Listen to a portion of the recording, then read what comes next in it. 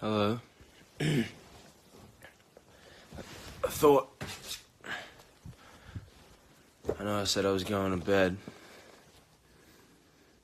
I thought I said I'd get on. What am I saying? I thought I'd get on here and read something to you that I found that I like. How are you? I know I said I was going to bed, but can't sleep, so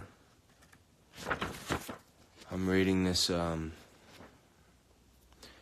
Jack Kerouac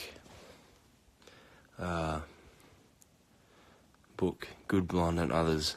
It's an amazing collection of short stories, kind of around on the road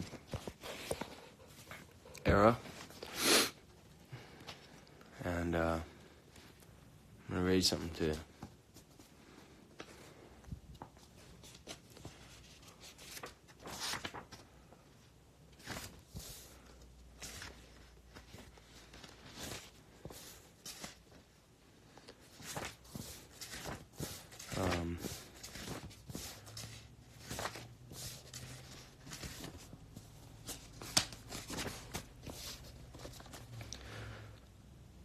Everybody got up and got out. I went slowly to savor everything. The smell of San Francisco was great. It's always the same at night, a compoundment of sea, fog, cinders, coal smoke, taffy, and dust. And somehow the smell of wine, maybe from all the broken bottles on 3rd Street. Now I was really exhausted and headed up 3rd Street. After a slow, nostalgic survey of the 3rd and Townsend station, looking desultorily as if there was anybody I knew, like maybe Cody or Mel. I went straight to the little old Cameo Hotel on the corner of Harrison and 3rd, where for 75 cents a night you could always get a clean room with no bed bugs and nice soft mattresses with soft old clean sheets. Clean enough, not Snow White fab, by any means, but better, and nice kilts, and old frayed carpets, and quiet sleep. That's the main thing. The clerk in the cage was the same Hindu I'd known there in 1954. He didn't remember me or the night he'd told me the long story of his boyhood in India, and his father who'd owned 700 camels, and the time he'd peeked at a women's religious ritual where he claimed there were some virgins and barren women walking around a stone phallus and sitting on it. I didn't bring that up, but I followed him up the stairs and down the sad old hall to my door and the room. I took all my clothes off and got in the cool, smooth sheets and said, "Now I'll just lay like this for 15 minutes in the dark and rest, and then I'll get up, dress, and go down to Chinatown and have a nice feed.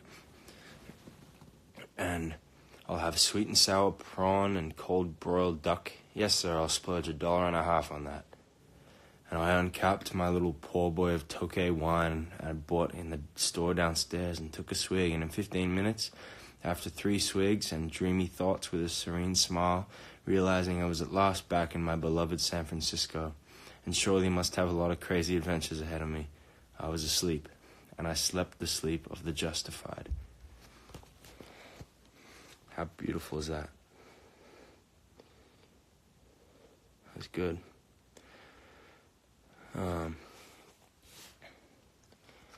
It's Jack Kerouac. That was called Good Blonde.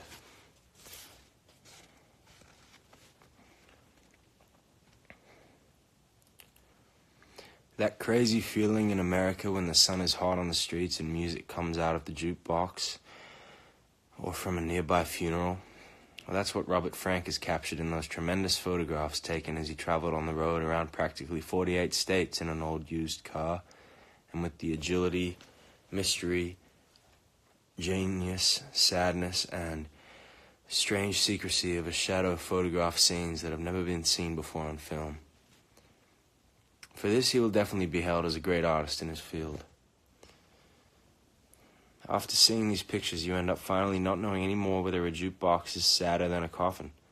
That's because he's always taken pictures of jukeboxes and coffins, and intermediary mysteries like the Negro priest, squatting underneath the bright liquid belly myrrh of the Mississippi at Baton Rouge for some reason, and at dusk or early dawn with a white snowy cross and secret incantations never known outside the bayou.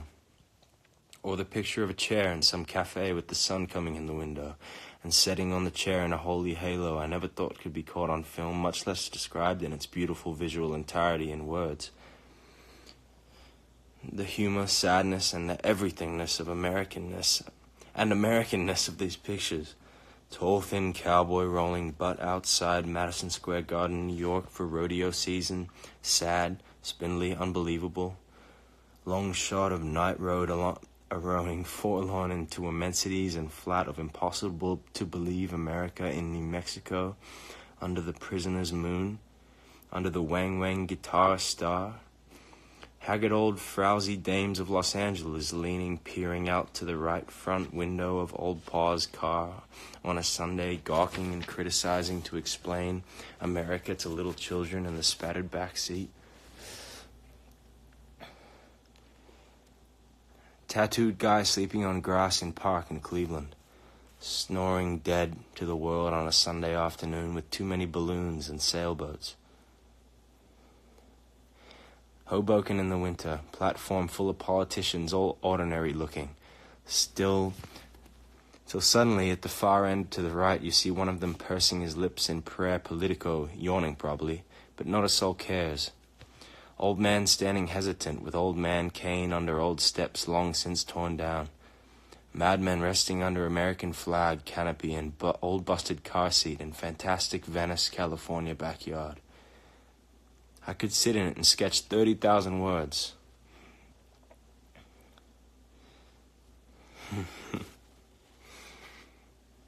Robert picked up 2 hitchhikers and let them drive down the car at night, and people look at their 2 faces looking grimly onward into the night.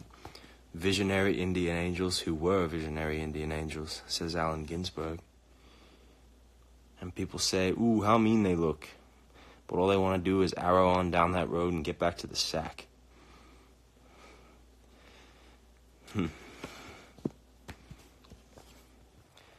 It's good shit. Jack Kerouac, all that imagery. Like reading this stuff at night. And yeah, I'll make a book of poetry one day.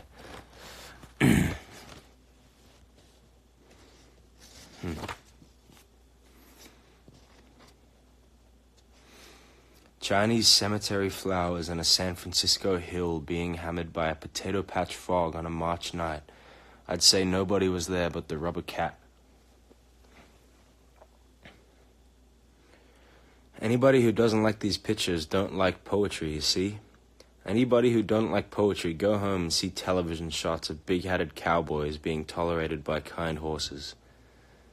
Robert Frank, Swiss, unobtrusive, nice. With that little camera that he raises and snaps with one hand, he sucked a sad poem right out of America onto film, taking rank among the tragic poets of the world. To Robert Frank I now give this message. You got eyes. And I say, that little old lonely elevator girl looking up sighing in an elevator full of blurred demons, what's her name and address?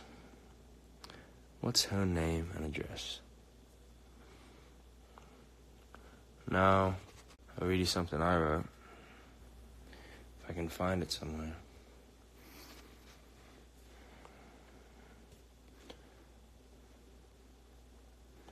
How's everyone going on here? Some of the people up on this thing are probably never read poetry ever in their life. And that's alright. Because now everything's gonna be alright. And I'm off to bed. Good night.